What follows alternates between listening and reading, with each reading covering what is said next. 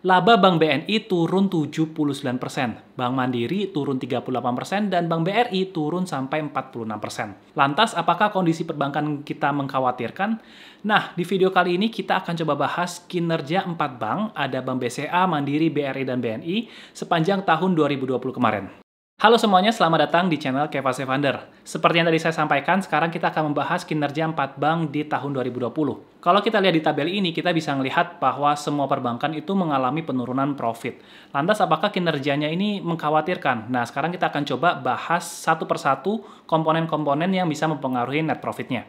Pertama, kita lihat dari sisi kreditnya. Kalau kita melihat di tabel ini, kita bisa melihat bahwa sebenarnya setiap perbankan ini pertumbuhan kreditnya itu nggak terlalu mengalami penurunan yang banyak banget. Mungkin kita takut ya kalau misalnya selama pandemik itu kinerja kreditnya jadi semakin turun banyak. Tapi kalau kita lihat di 4 bank ini, sebenarnya bisa dibilang kalau tidak ada penurunan yang signifikan.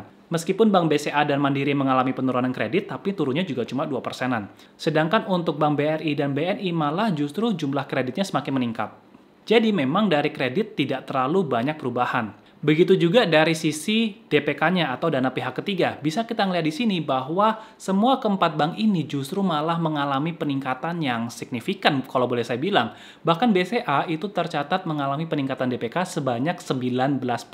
Pertumbuhan DPK BCA ini itu yang paling tinggi sejak 5 tahun terakhir. Jadi justru selama kondisi pandemik 2020 itu banyak orang yang malah menaruh uangnya di bank, khususnya di Bank BCA, sehingga mengalami growth yang sangat tinggi. Dan juga untuk ketiga bank lainnya juga mengalami peningkatan yang boleh katakan banyak juga sih. Dari peningkatan DPK ini kita bisa mengasumsikan bahwa sebenarnya masyarakat itu punya spending power itu lebih tertahan, tapi mereka malah lebih memilih untuk saving di bank terlebih dahulu dibandingkan belanja. Baik itu kontribusi individu maupun kontribusi dari tabungan perusahaan yang belanja modalnya atau belanja operasionalnya lebih ditahan. Jadi lebih baik disimpan ke bank saja terlebih dahulu. Nah, dari data ini juga kita bisa mengasumsikan atau bisa berharap bahwa bisa terjadi pent-up demand di tahun-tahun ke depan. Pent-up demand adalah konsumsi yang tertunda karena masyarakat lebih memilih untuk menabung daripada membelanjakan uangnya. Nah, kalau pent-up demand ini bisa terjadi, maka sebenarnya nanti sektor-sektor konsumsi itu malah bisa bertumbuh.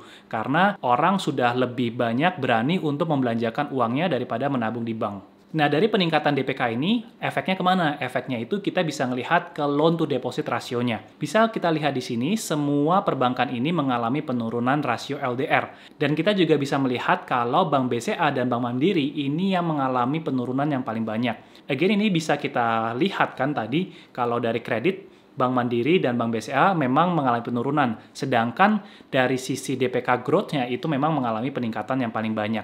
Jadi that's why wajar banget kalau LDR dari Bank BCA dan Mandiri ini mengalami penurunan yang paling banyak. Bank BCA memang kalau kita lihat di tahun-tahun sebelumnya itu memang selalu memiliki LDR yang lebih rendah dibandingkan ketiga bank lainnya. Nah, meskipun begitu rasio ini kan juga tidak bisa menunjukkan ya mana yang lebih baik. Karena LDR yang tinggi bukan berarti paling bagus, LDR rendah juga bukan berarti yang paling jelek. Nah, dari rasio LDR ini bisa pengaruh kemana? Bisa pengaruh ke net interest margin-nya. Karena net interest margin itu kan sebenarnya pendapatan bunga dikurangin dengan biaya yang dikeluarkan oleh perbankan. Salah satu biaya yang dikeluarkan perbankan adalah biaya tabungan yang harus dibayarkan bunganya kepada nasabah. Nah, tadi kita lihat Bank BCA dan Mandiri growth DPK-nya paling tinggi, semakin banyak yang nabung, artinya semakin banyak juga beban bunga yang harus dikeluarkan oleh Bank BCA dan Mandiri. That's why itu bisa menurunkan net interest margin-nya.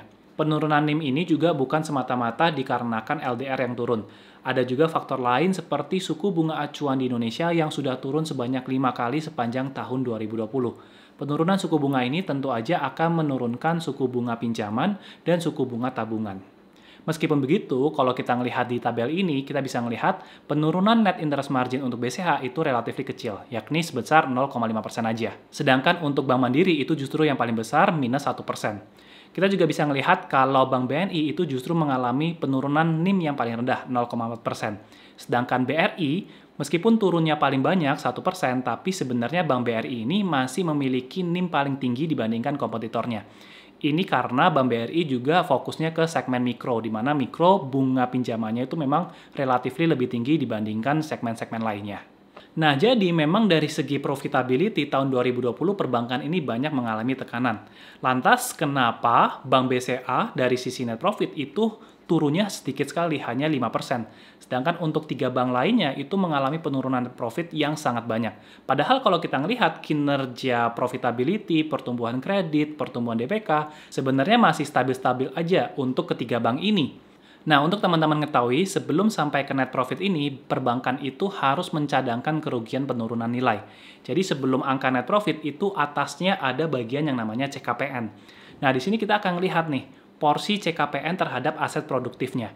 Kalau kita lihat di sini, sebenarnya untuk 3 bank ini, untuk Bank Mandiri, BRI, dan BNI, itu mencatatkan kenaikan CKPN yang relatif tinggi dibandingkan Bank BCA. Bank BCA memiliki porsi CKPN yang paling rendah, dan kenaikannya juga paling sedikit dibandingkan ketiga bank lainnya. Untuk bank yang paling banyak mengalami kenaikan CKPN itu ada Bank BNI, yang kenaikannya sampai 3 kali lipat.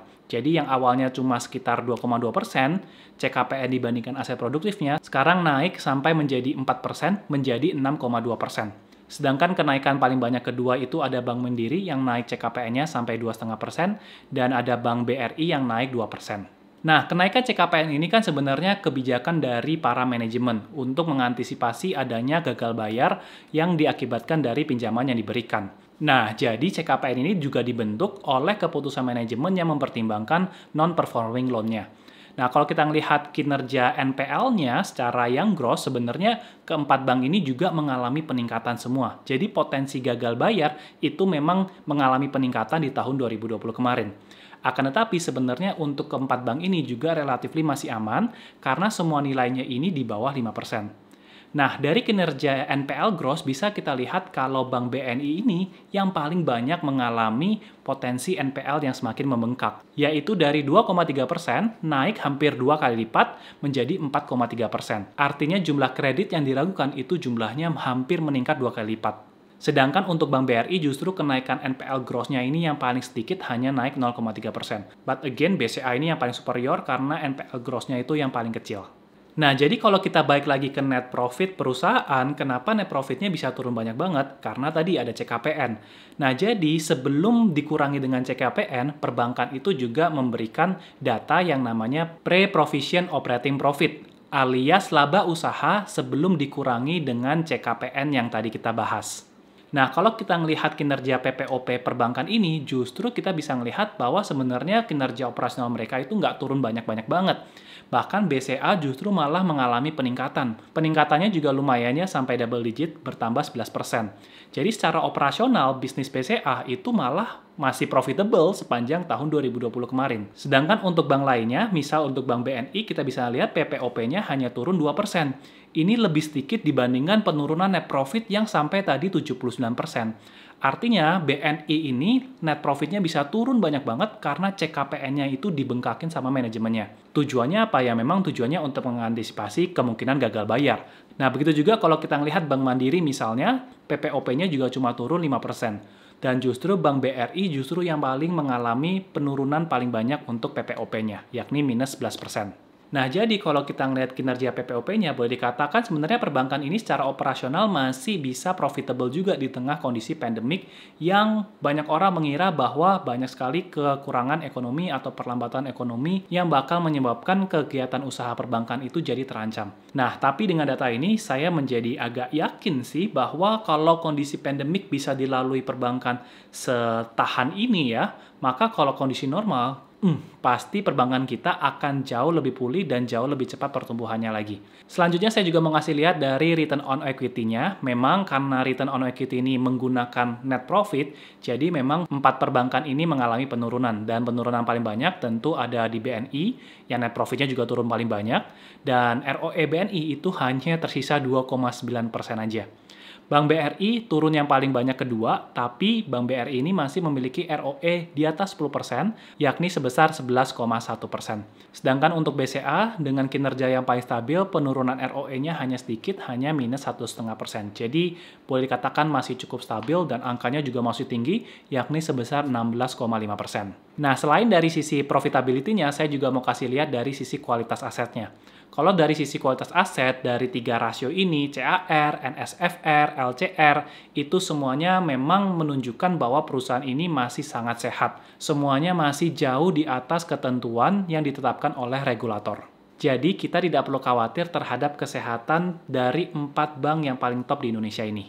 Nah, tentu tidak lengkap kalau kita tidak bahas valuasinya. Untuk valuasinya, saya akan coba gunakan PBV-nya. Karena kalau kita gunakan price earnings, earnings perbankan tahun 2020, tadi kita udah bahas, banyak dipengaruhi oleh CKPN, yang pembentukan CKPN ini sebenarnya ditentukan oleh manajemennya sendiri. Karena sifat CKPN ini adalah pencadangan di awal. Jadi, earnings tahun 2020 itu tidak terlalu reliable. Jadi kita gunakan PBV yang tidak terlalu banyak dipengaruhi oleh earnings-nya. Meskipun ada pengaruhnya, tapi tidak banyak. Nah, jadi kita melihat kalau dari sisi PBV-nya, ada 2 bank yang saat ini sedang dihargai di atas rata-rata PBV 5 tahunnya. Yaitu ada Bank BCA dan Bank BRI.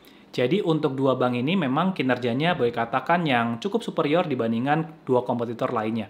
Apalagi untuk BCA ya, jadi sudah wajar kalau Bank BCA ini dihargai over value dibandingin perbankan lainnya. Jadi untuk 2 saham ini boleh saya katakan ya harganya kalau bisa nggak terlalu dikejar, kalau mungkin nanti dikasih diskon lagi itu baru menarik untuk saya pertimbangkan untuk masuk. Nah, untuk 2 saham lainnya, ada Bank Mandiri dan Bank BNI, ini yang PBV-nya itu justru masih di bawah rata-rata 5 tahunannya. Nah, apalagi untuk Bank Mandiri. Menurut saya Bank Mandiri tadi kinerjanya juga nggak terlalu jelek, nggak terlalu bagus ya, paling standar untuk semua level rasio-rasionya. Jadi menurut saya Bank Mandiri ini punya peluang. Nah, misalnya untuk Bank Mandiri, kalau bisa kembali ke rata-rata PBV 5 tahunannya, maka harganya itu bisa berpotensi naik ke 7.400-an. Nah, untuk Bank BNI sendiri, memang PBV-nya di bawah rata-rata 5 tahunannya, dan PBV-nya juga yang paling kecil, artinya valuasinya yang paling murah, tapi kalau memang dibandingkan dengan 3 bank yang lain, kinerjanya kan boleh dikatakan tidak terlalu superior dibandingkan 3 bank lain tadi, sehingga valuasinya pun juga cukup rasional dihargain di harga yang lebih murah dibandingkan teman-temannya. Akan tetapi Bank BNI ini kan juga sebenarnya bank yang bagus ya, bank yang kuat, bank yang besar juga. Nah, kalau bisa kembali ke PBV rata-rata 5 tahunannya, maka Bank BNI juga berpeluang naik ke level 7.600-an. Nah, sampai di sini dulu aja videonya. Kalau ada rasio-rasio yang kalian masih bingung, jangan lupa juga untuk mampir nonton video yang saya sudah siapkan untuk teman-teman bisa memahami laporan keuangan khusus perbankan. Ya, nanti saya kasih juga linknya di deskripsi. Dan jika kalian merasa video ini bermanfaat, jangan lupa juga untuk dibagikan ke yang lainnya. Jangan lupa untuk tinggalkan like, dan jangan lupa untuk subscribe jika kalian belum subscribe. So, terima kasih sudah menonton. Kita jumpa lagi di video-video yang berikutnya.